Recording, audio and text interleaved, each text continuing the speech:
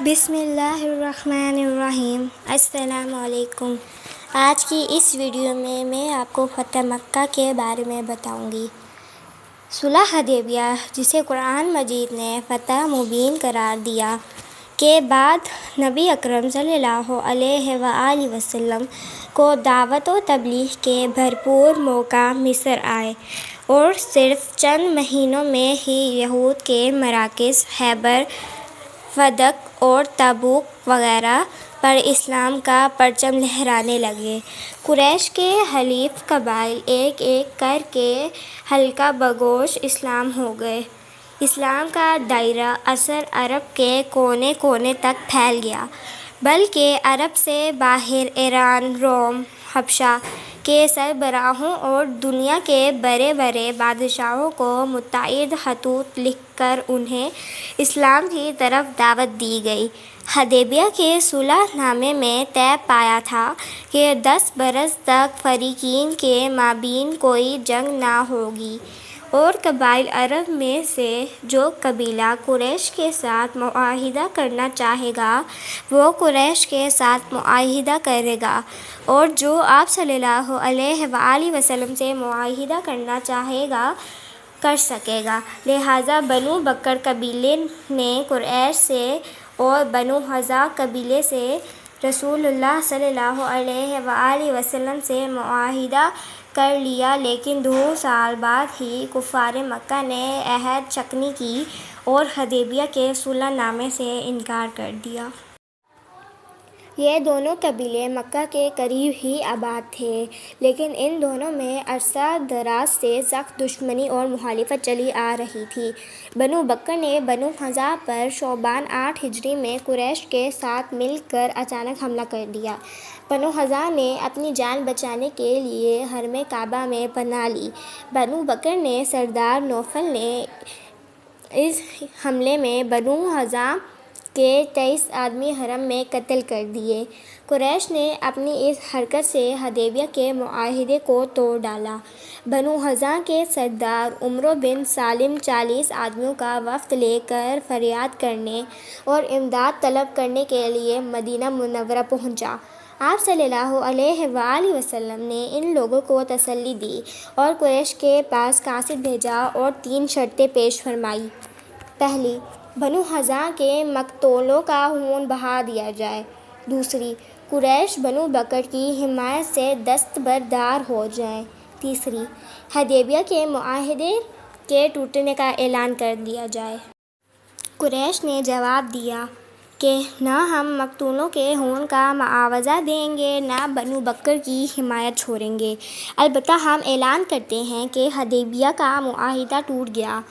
لیکن قریش کو فوراً اپنے اس جواب پر ندامت ہوئی، چنانچہ قریش کے چند سردار ابو سفیان کے پاس گئے اور یہ کہا کہ اگر یہ معاملہ نہ سلجھا تو پھر سمجھ لو کہ یقیناً حضرت محمد رسول اللہ خاتم النبیین صلی اللہ علیہ وآلہ وسلم ہم پر حملہ کر دیں گے۔ ابو سفیان فوراً مدینہ پہنچا اور آپ صلی اللہ علیہ وسلم کی خدمت میں حاضر ہو کر اپنا مقصد بیان کیا۔ آپ صلی اللہ علیہ وآلہ وسلم نے اسے کوئی جواب نہیں دیا۔ پھر وہ حضرت ابو بکر صدیق، حضرت عمر، حضرت علی رضی اللہ تعالیٰ عنہ کے پاس بھی گیا، لیکن ان سب نے جواب دیا کہ ہم کچھ نہیں کر سکتے۔ ابو سفیان وہاں سے مسجد نبوی میں آیا اور بلند آواز میں مسجد میں اعلان کر دیا کہ میں نے معاہدہ حدیبیہ کی تجدید کر دی ہے، مگر مسلمانوں میں سے کسی نے بھی کوئی جواب نہیں دیا۔ ابو سفیان واپس مکہ پہنچا اور ساری داستان سنائی تو قریش نے سوال کیا کہ کیا آپ صلی اللہ علیہ وآلہ وسلم نے اس کو قبول کیا؟ ابو سفیان نے کہا کہ نہیں۔ یہ سن کر قریش پریشان ہوئے کہ یہ نہ تو صلح ہے کہ ہم اطمینان سے بیٹھیں اور نہ ہی جنگ ہے کہ لڑائی کی تیاری کی جائے۔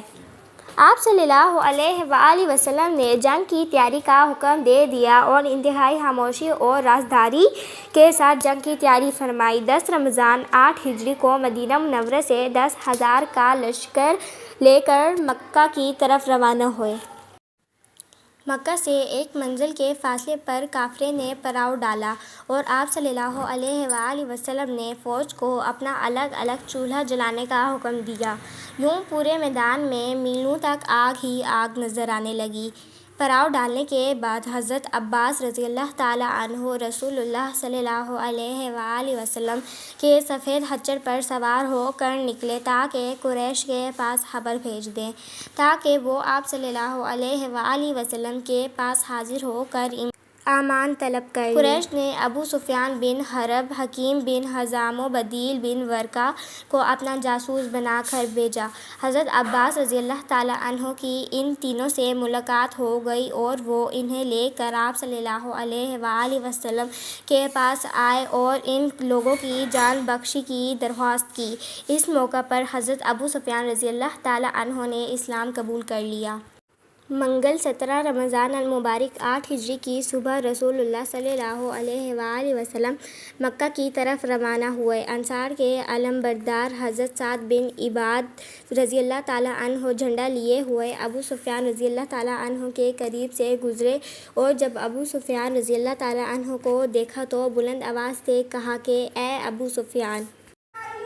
آج گھمسان کی جنگ کا دن ہے، آج کعبے میں خون ریزی حلال کر دی جائے گی۔ ابو سفیان یہ سن کر گھبرا گئے اور آپ صلی اللہ علیہ وآلہ وسلم کو اطلاع کی تو آپ صلی اللہ علیہ وآلہ وسلم نے فرمایا کہ آج تو کعبے کی عظمت کا دن ہے۔ پھر مسلمان آپ صلی اللہ علیہ وآلہ وسلم کے ساتھ فاتحانہ شان و شوکت کے ساتھ مکہ میں داخل ہوئے، لیکن آپ صلی اللہ علیہ وآلہ وسلم پر اس وقت بھی تواضع اور عاجزی کا غلبہ تھا۔ آپ صلی اللہ علیہ وآلہ وسلم نے حکم دیا کہ میرا جھنڈا مقام ہجون کے پاس گاڑا جائے اور حضرت خالد بن ولید رضی اللہ تعالیٰ عنہ کو فرمایا کہ وہ مکہ کے بالائی حصہ یعنی قدا کی طرف سے مکہ میں داخل ہوئے اور خود نشیبی حصے سے داخل ہوئے۔ آپ صلی اللہ علیہ وآلہ وسلم نے عام معافی کا اعلان کرتے ہوئے فرمایا، جو کوئی حرم میں یا حضرت ابو سفیان رضی اللہ تعالیٰ عنہ کے گھر پناہ لے یا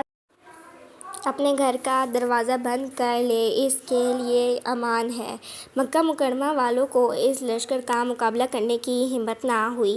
چند لوگوں نے حضرت خالد بن ولید رضی اللہ تعالیٰ عنہ کے لشکر کے سامنے آنے کی جرأت کی اور حضرت کرز بن جابر فہری رضی اللہ تعالیٰ عنہ اور حبیش بن اشر کو شہید کر دیا، لیکن معمولی جھڑپ کے بعد میدان چھوڑ کر بھاگ گئے۔ اس جھڑپ میں تقریباً 12 مشرک مارے گئے۔ اس کے بعد حضرت خالد بن ولید رضی اللہ تعالیٰ عنہ مکہ مکرمہ میں داخل ہو کر آپ صلی اللہ علیہ وآلہ وسلم سے کوہ صفا پر جا ملے۔ یوں مکہ مکرمہ کسی بڑی جنگ اور خون ریزی کے بغیر فتح ہو گیا۔